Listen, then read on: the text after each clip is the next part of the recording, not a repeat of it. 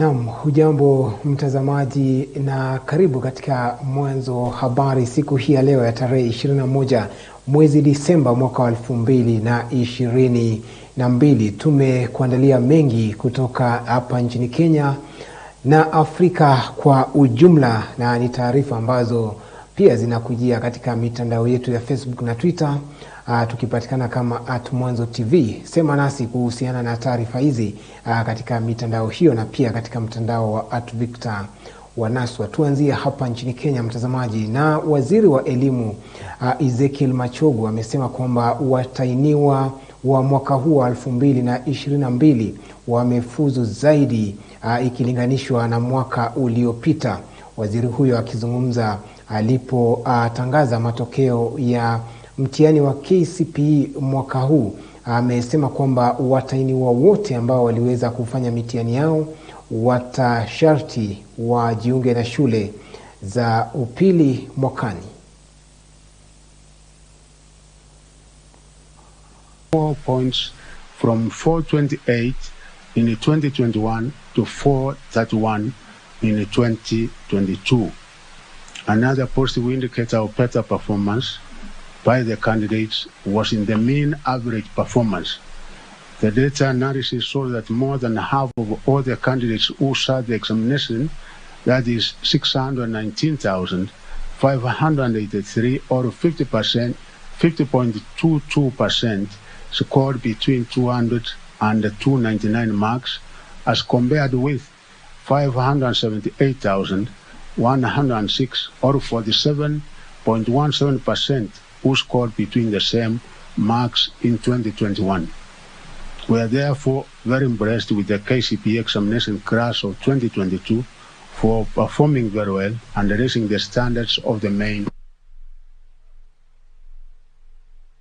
Over these 2 months, I have taken time to personally consult widely over the status of our education sector, which is arguably one that attracts interest from every household. For in every home, there is a child. More importantly, my appointment immediately reviewed the deep of the sector with the national examination season ranking and the need to clear the matter that was the grade 6 cohorts transition to junior secondary school under the competence-based curriculum.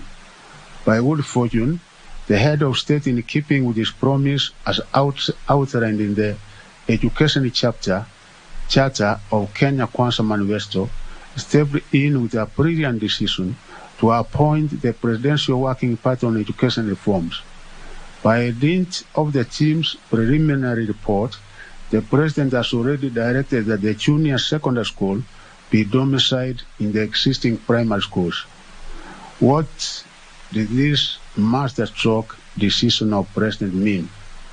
It means that parents will now not lose sleep over finding grade 7 presence in secondary schools, which could have become their worst headache ever had the President not saved the situation.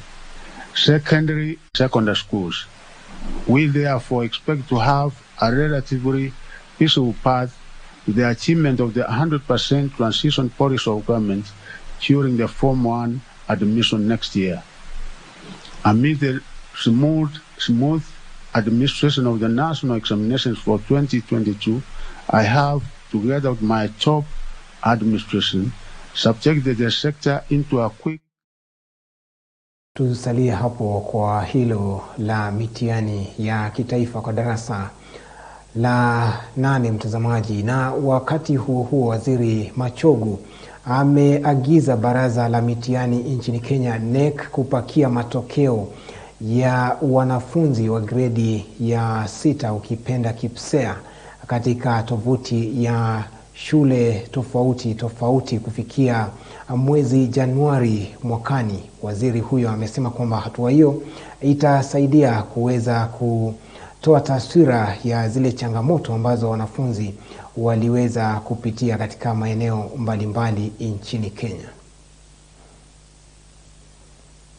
President William Ruto ordered the Ministry of Education to provide further guidelines on the transition. Following this directive, I formed a multi-agency committee to draft the guidelines that will guide the transition.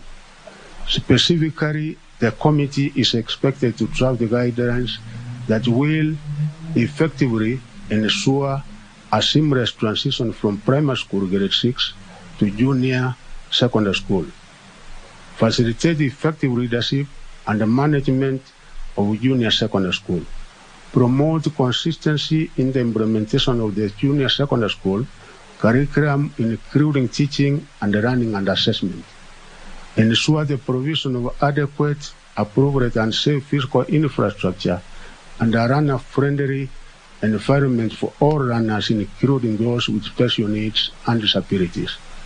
Ensure the provision of adequate and well-prepared human resources to facilitate curriculum delivery for junior secondary school.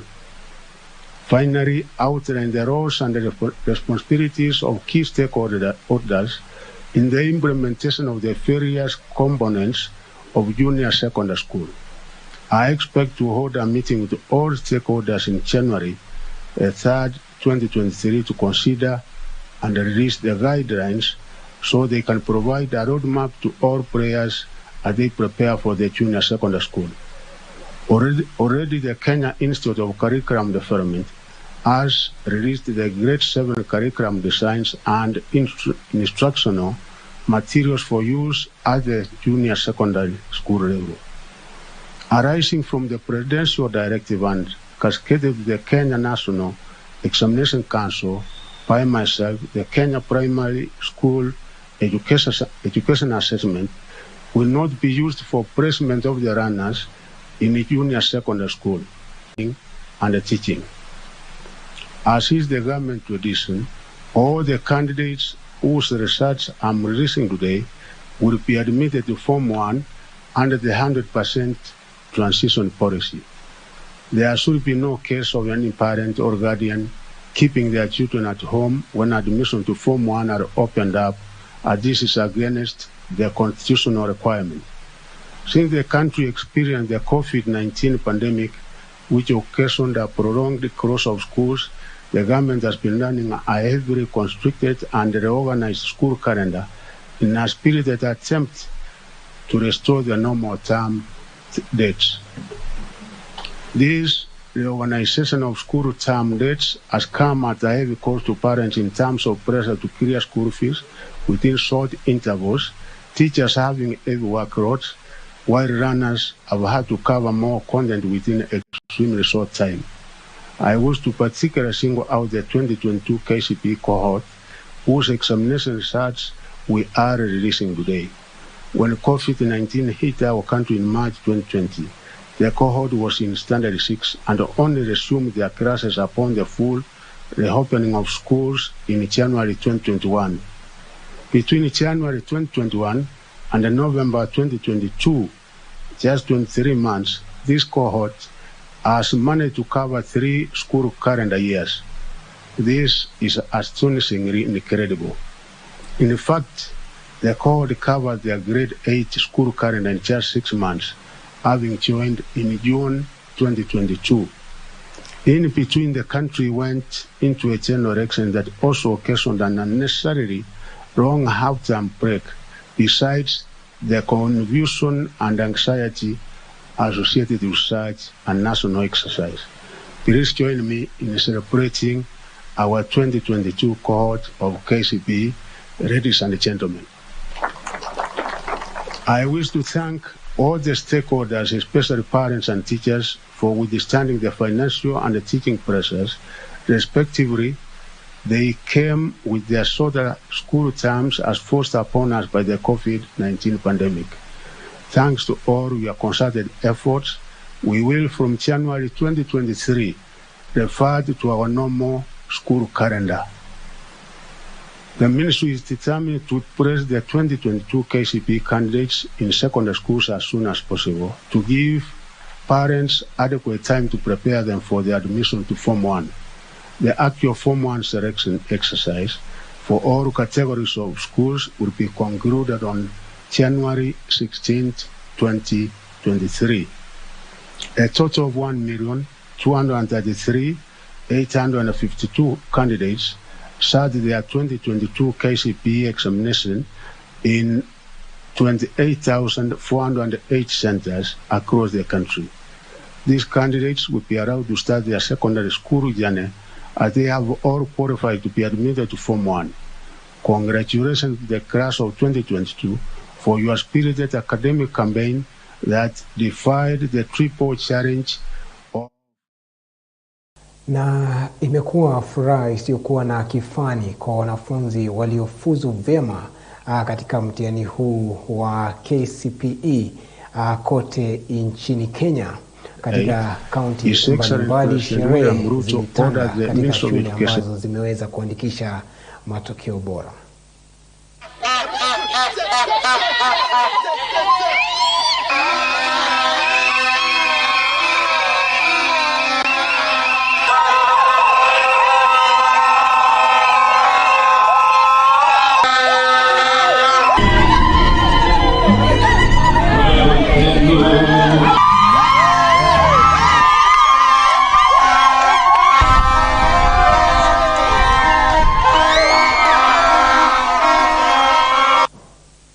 My name is Ferdinand. I'm 13 years of age. I study at Kisumu Kings and Queens, and I'm happy with the marks I've gotten. Like, I never thought I would make it, but thanks to God, I've managed to get to where I am. And I appreciate all the teachers for the efforts they made to get me to where I am today, and the support I've received from my parents and my fellow classmates. It is a very, very, very nice feeling. A feeling that you can't get again. It is the best feeling. All I can say is that I'm so happy. My names are Grace Laura Diambo. I am very happy because, I did not expect the marks, even though I have been working tirelessly. But all in all, I just thank God. We have worked tirelessly from January up to where we've reached. It has not been easy due to coronavirus. Children were not in school, but they persevere and posted this good result. I may not forget the candidates. They have worked very smart, and may God bless them and may God help them as they will be continuing with their education for them to achieve their goals in future. And last year we had 5 candidates scoring 400 and above, but this year so far up to now we have received 11. We hope we are going to still receive more with 400 marks and above. Today is a very great day for us as a school. We thank God for the results that we have posted. We have our first candidate, Nimrod Ochieng, having gotten 429 marks, short of 2 marks with the national leading candidate who had 431. We are very happy.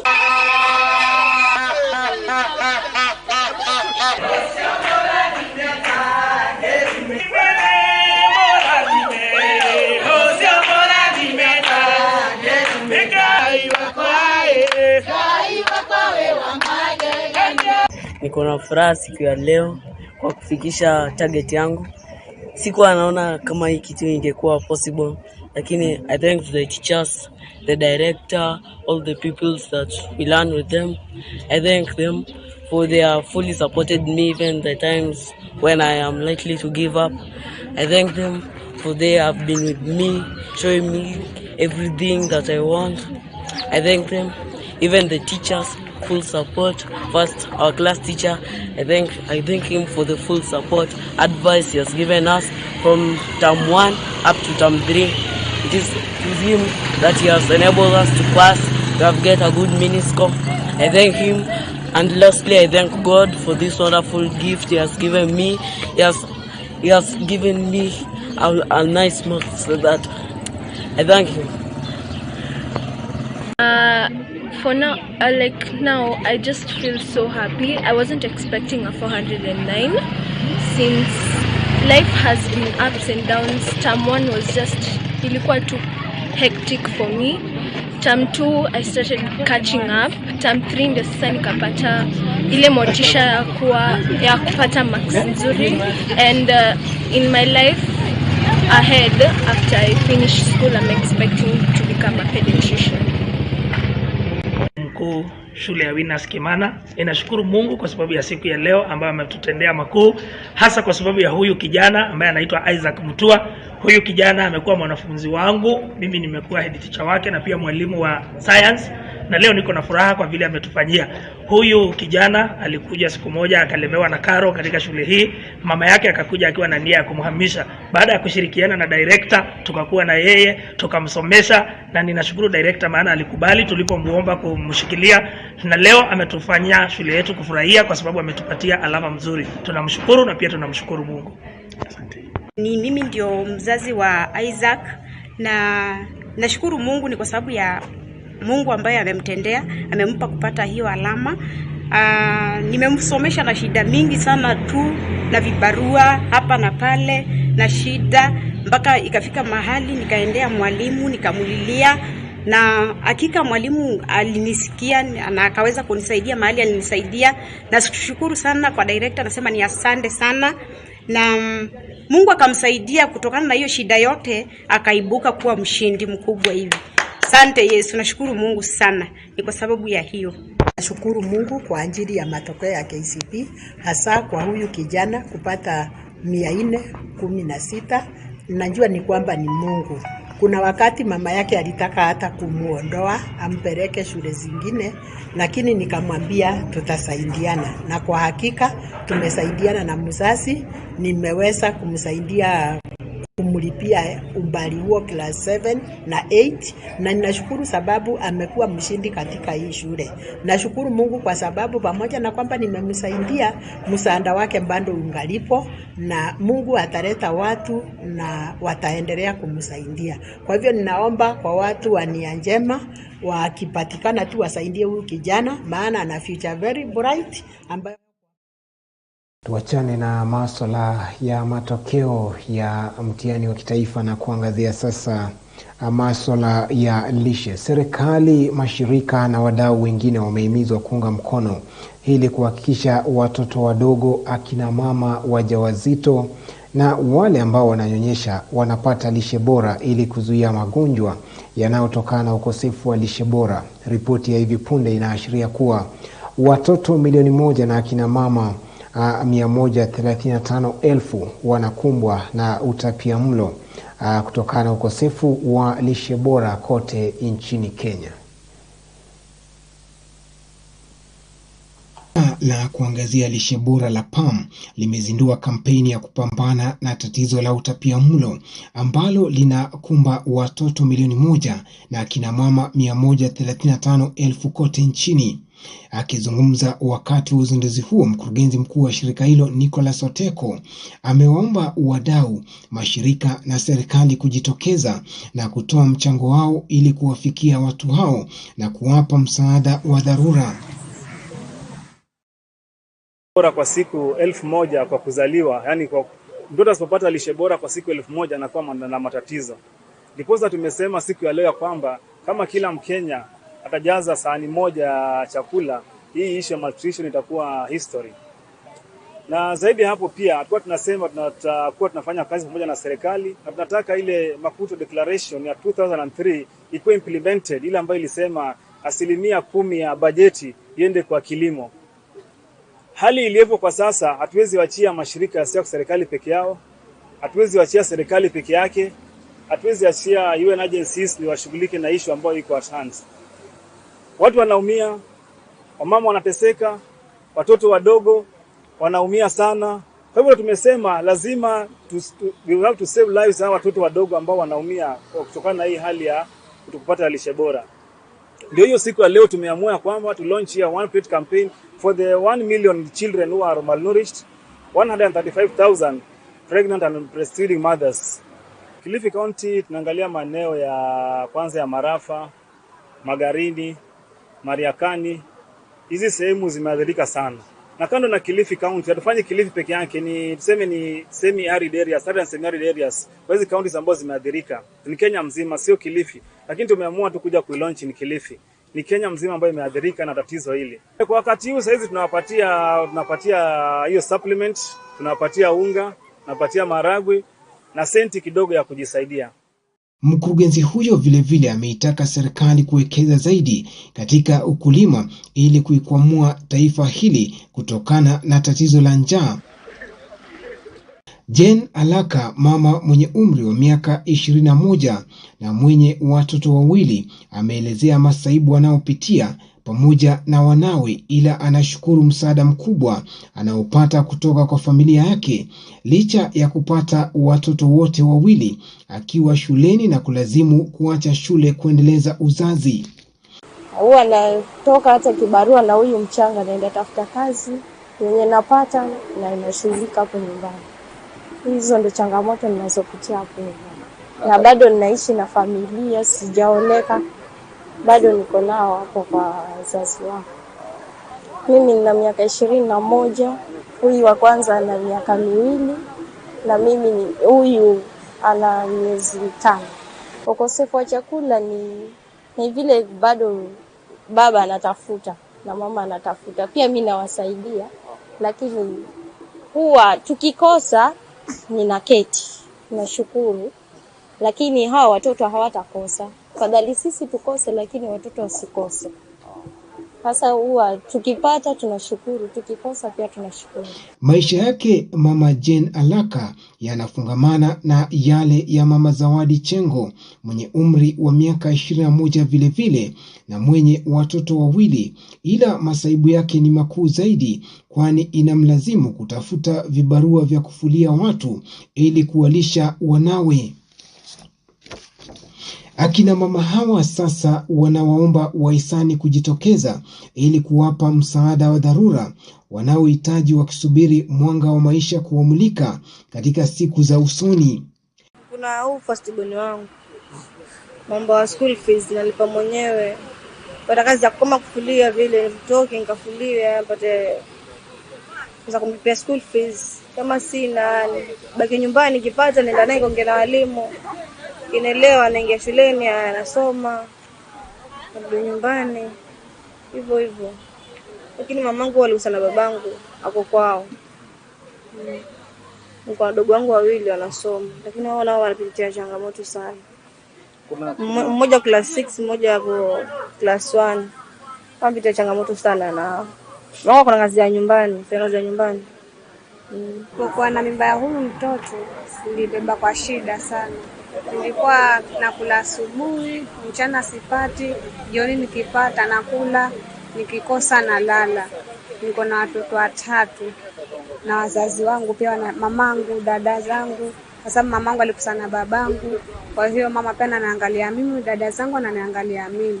Kwa hiyo nikipata nawapelekea, kama sikupata sote tunalala njaa. Nilibeba na shida sana, nikipata nakula, kikosa twalala. Kwa hiyo naomba muendelee kutusaidia hivi mpaka tutakapofanikiwa kupata kazi. Na kazi yangu ni hii tu ya kufulia. Nikienda nikipata nafua, nikikosa narudi. Naweza kaa na njaa asubuhi mpaka jioni ndio nipate chakula. Kwa sababu babake huyu mtoto hata simuelewi. Yule wa kwanza nilitesa hivyo mpaka nikaachana naye. Huyu naye nilipompata sasa hivi naona ananitesa sana. Ndio kona fadhali ni rent nyumba, nikae kivyangu, ni msafiri peke yangu. Kwa hiyo naomba muendelee kutusaidia hivi. Sofia Mary Safari anaeleza jinsi hali ya maisha imekuwa magumu, ikizingatiwa kwamba analea watoto wake 3 kivyake bila mapato ya maana. Licha ya kupongeza wahisani waliojitokeza siku ya leo kumsaidia na lishe, ameiomba serikali kumsaidia kupata kazi yoyote ili aweze kuinua maisha yake.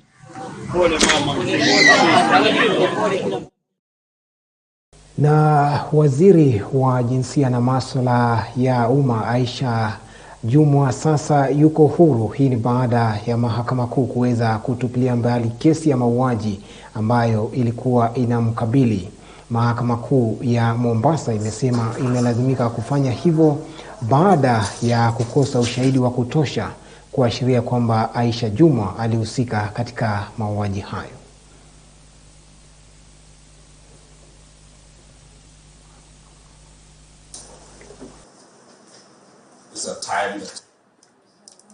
already allowing us to pursue. Already, it is subject to our decision. For the exercise, the submits the digital.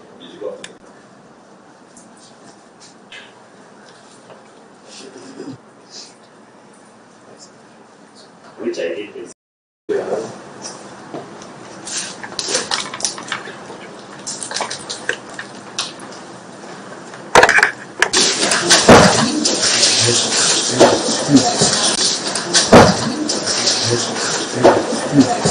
ni kwamba waziri wakati huo hakuwa waziri, alishtakiwa kwa kosa la mauaji pamoja na ukute, wakashtakiwa kwa lile kosa.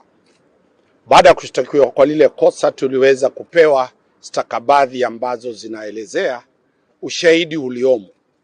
Mawakili hao wote mnaoona hapa tuliangalia kwa undani, tukapekua, tukaangalia sheria, tukaangalia ule ushahidi, tukapata kwamba ule ushahidi hautosheleshi waziri kushtakiwa kwa kosa la mauaji. Swala tuliloliuliza ni kwamba kuna vipengele ambavyo lazima mtu akishtakiwa kwa kosa la mauaji vipatikane. Kwamba alikuwa na nia makusudi mapema ya kupanga kutekeleza mauaji.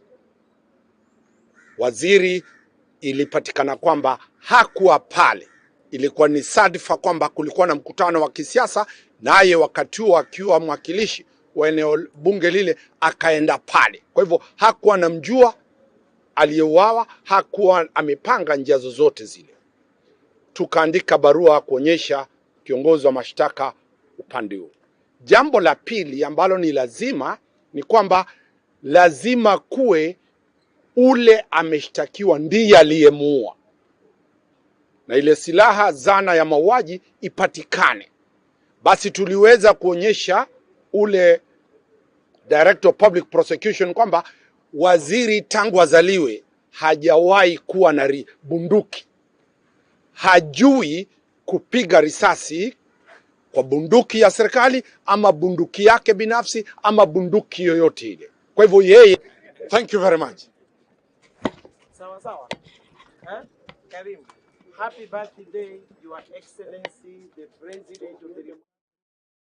Na sasa mtazamaji, Rais William Ruto amesema kwamba serikali itahakikisha polisi wana rasilimali za kutosha kutekeleza majukumu yao ipasavyo.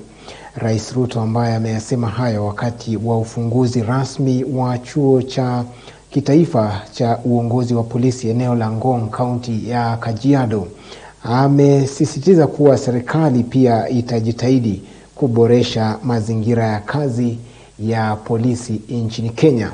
Kumbuka mtazamaji, leo hii Rais William Ruto ameweza kuadhimisha miaka 56 na ameweza kufanya hivyo kwa kuweza kusherehekea siku hii kwa kupanda miti katika msitu wa Ngong. Aliweza kuzindua zoezi la kupanda miti 56 kuashiria miaka ambayo ameweza kutimiza hapa duniani. Alifanya hivyo katika msitu huo wa Ngong, na ni siku ambayo imekuwa na shughuli chungu nzima. Alianza kwa kuweza kupokea ripoti kutoka kwa waziri wa elimu Waziri Machogu, akaweza kuhudhuria hafla ya uzinduzi ama ya ufunguzi rasmi wa chuo cha kitaifa cha polisi, na baadaye kuelekea katika msitu wa Ngong ambako waliweza kuzindua zoezi la kupanda miti 56 kuadhimisha siku yake ya kuzaliwa, na baadaye akaweza kuelekea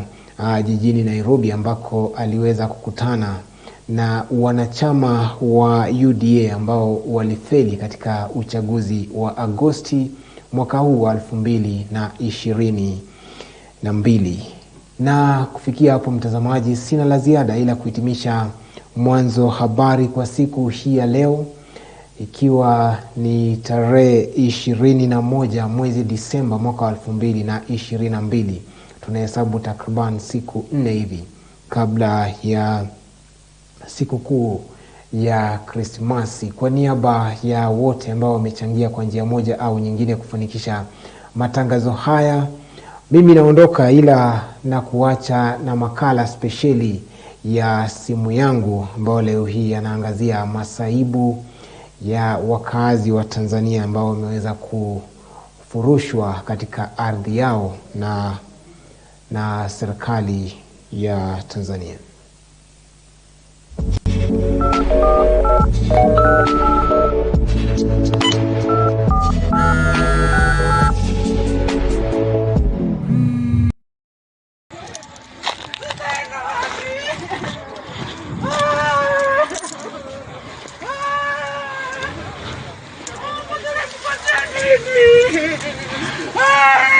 Video vimetanda jamaa. Mwanamke amesimamiwa na askari. Video vimetanda.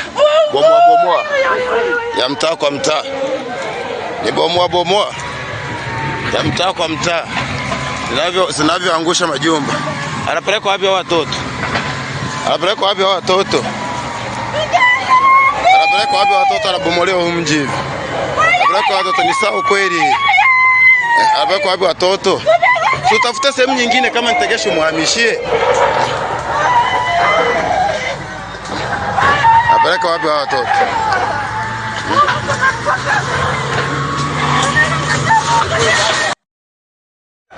Yaani watoto wanasumbuliwa na huyu mlemavu.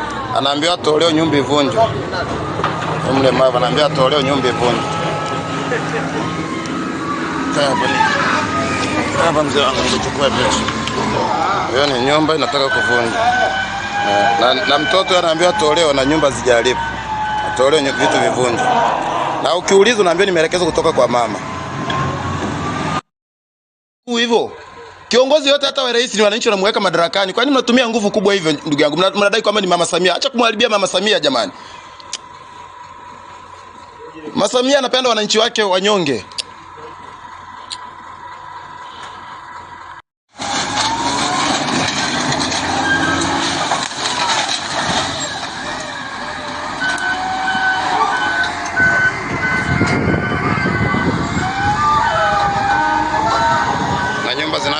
Vunjwa. Watu wa maskari wamesimamia.